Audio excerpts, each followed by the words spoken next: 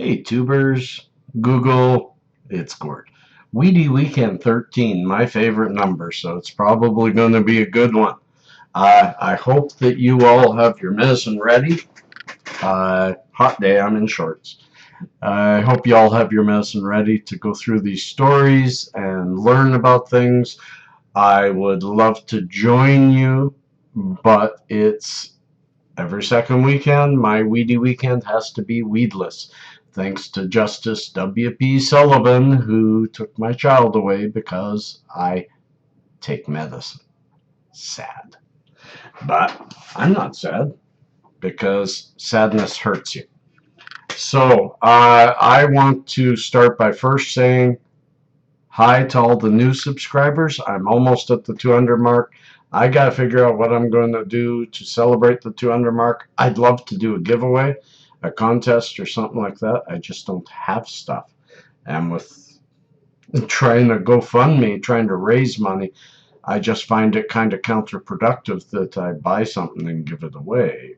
But all you guys are what keeps me going. So I really want to give back. I really want to give back. Also coming soon is a video from me called Bake and Joke. Bake and Joke.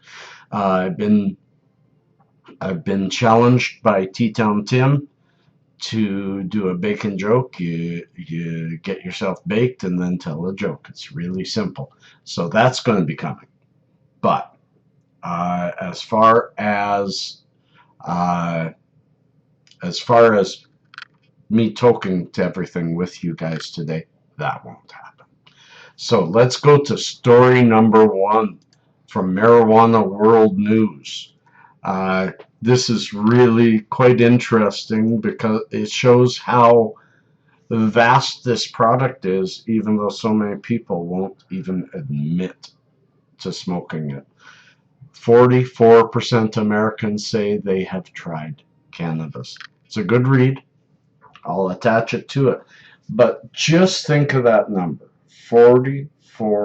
That's almost half of everybody in America. That's 100. So that 40% would be around 130 million that could try, have tried.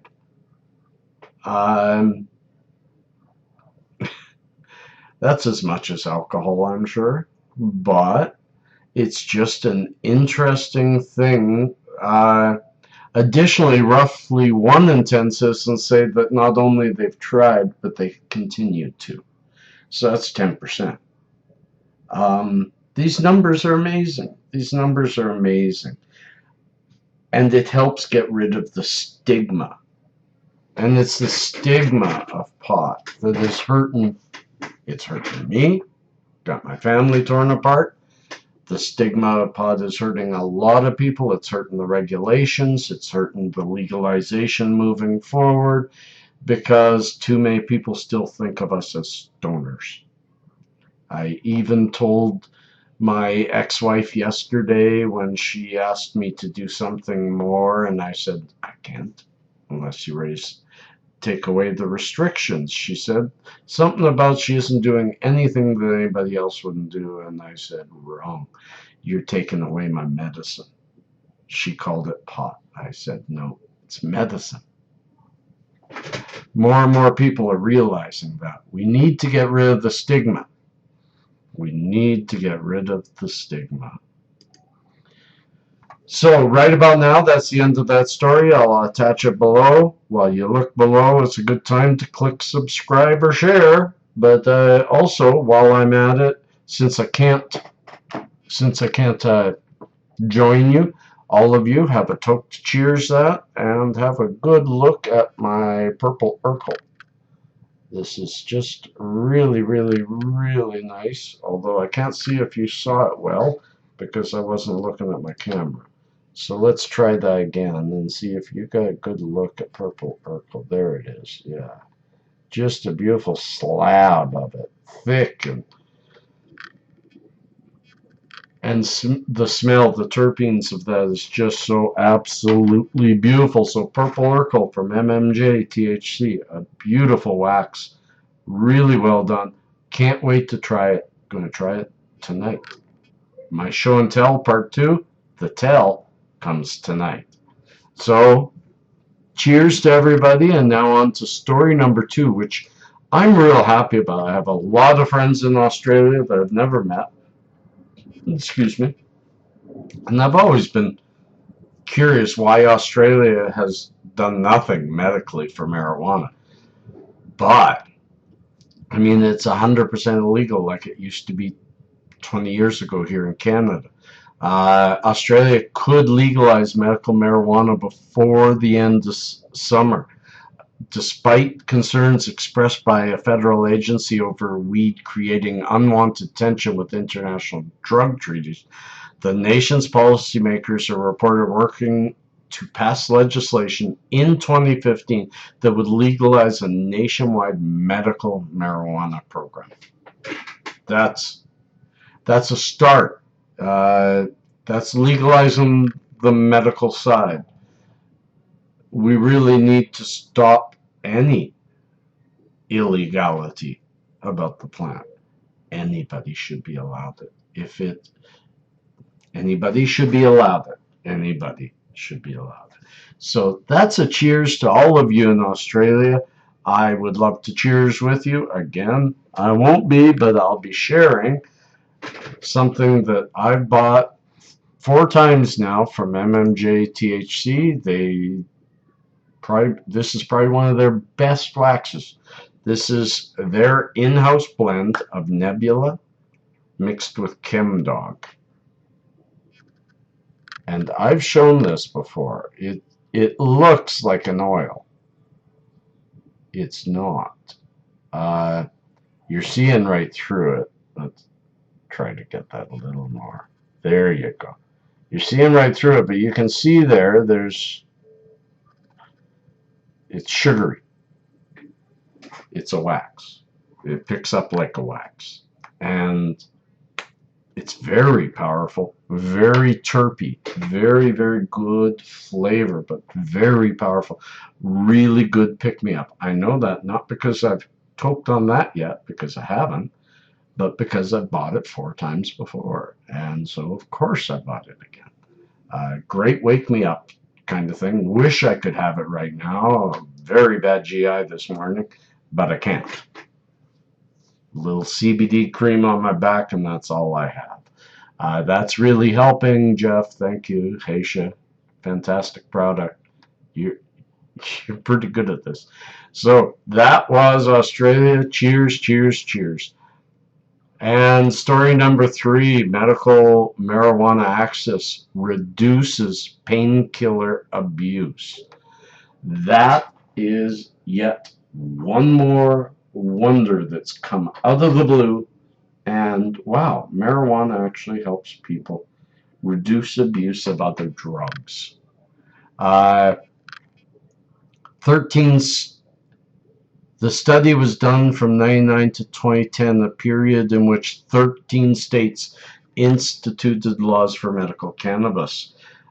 States with medical cannabis laws had a 24.8% lower mean annual opioid overdose mortality rate compared with states without medical marijuana laws. 24.8% lower overdose mortality. Almost 25% less people kicked the bucket from overdoses in marijuana-related states. It's a good study. It's a good study. Now, of course, data can be played with and turned around and upside down, and people could. That's the problem with percentages and studies trying to link a correlation of one thing to another. It's pretty easy to say things correlate, like the murder rate in the U.S. correlates with the release of Microsoft products. So correlation is not necessarily any indication that they actually have a relation. Sometimes it's just coincidental, but this one's gone too far to be coincidental. And I will give you my own personal story. I have had many difficulties with addiction in my life. I've had the time addicted to alcohol. I haven't drank for 13 years now. I have had the time addicted to cocaine for a summer, maybe a little more than a summer. A lot of money lost, gone. Never done it since. Uh, so I know about withdrawal. I also have been on so many different pharmaceuticals that have strong withdrawals. I'm right now just getting over the withdrawal of Topamax that was in my system for years. And now because of cannabis, I don't need my Topamax anymore. But to get through the withdrawals, I used cannabis. To get through the pain of getting off of those medicines that cause pain. Topamax caused me horrible stomach pain, but got rid of some of my headaches. Cannabis corrects my stomach pain and gets rid of headaches. So does all the work that Topamax did, and there are no side effects except for maybe a smile. So again, medical marijuana access reduces painkiller abuse. How can we not be happy about that?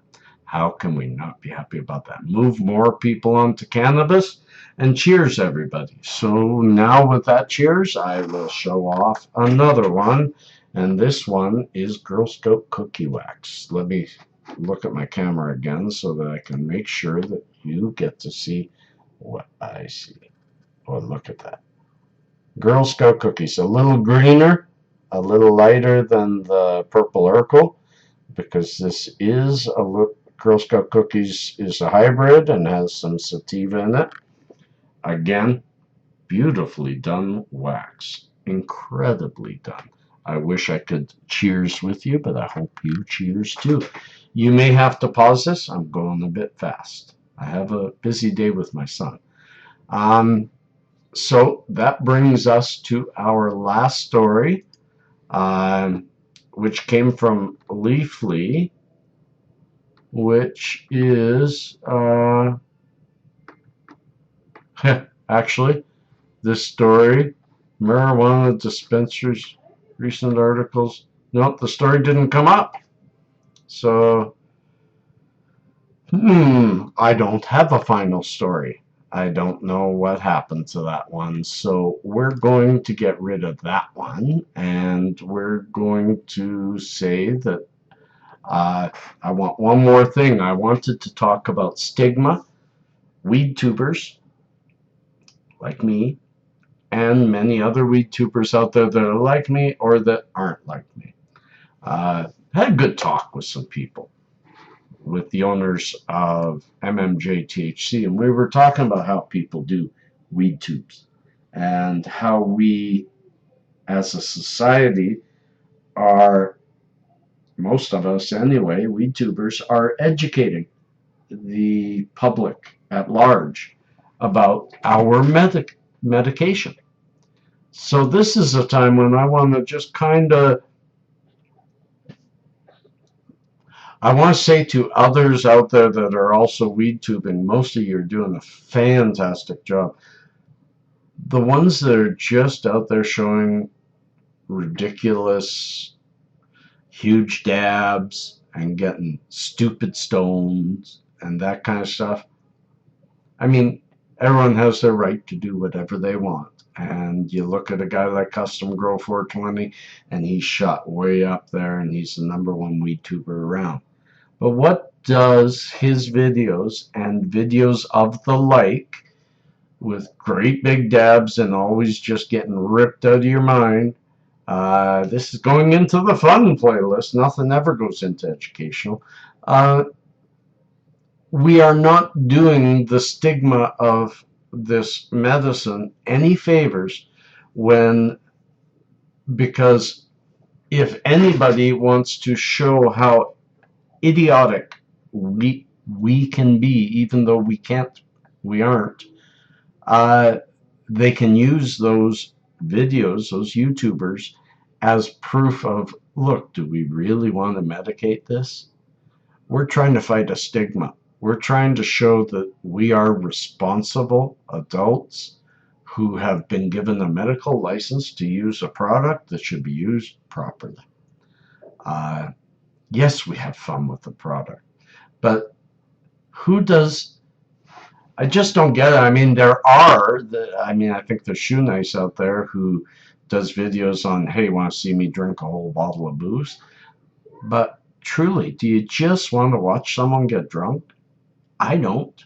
So do you want to watch somebody get stoned? No. But sharing your medicine and sharing your ideas and your troubles and your difficulties and trying to bring the legality of this medicine around, that's responsible, that helps move us forward. I'm not against anybody doing whatever they want to do. I believe in choice. I'm just saying my preference is to those of us like Racy, like T10 Tim, like Baker's Oven, like Family Trees, there's so many of them out there that are doing educational things, that are just having some tokes with us while talking about the society and how we can move forward. That's how I like to do WeedTube. That's how I'll always do WeedTube, and I hope you guys do too. So I am at the end, and I will wish you all the best. I have Pasha here. Pasha, do you want to say goodbye? I'll call Pasha in so he could say goodbye at the end of this. Pasha! So, because he likes to be on my channel, and come here.